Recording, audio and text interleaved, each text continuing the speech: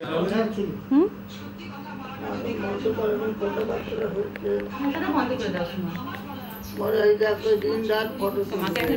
Video বানাচ্ছি তোমার, তুমি কিছু বলতে চাও?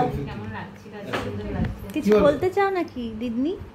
মামা দিদিকে দেখতে খুব ভালো হয়েছে। বাহ, ভালো কথা বলেছো।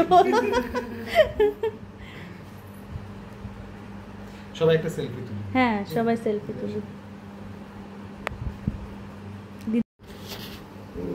বলো কোনো একটা বলো।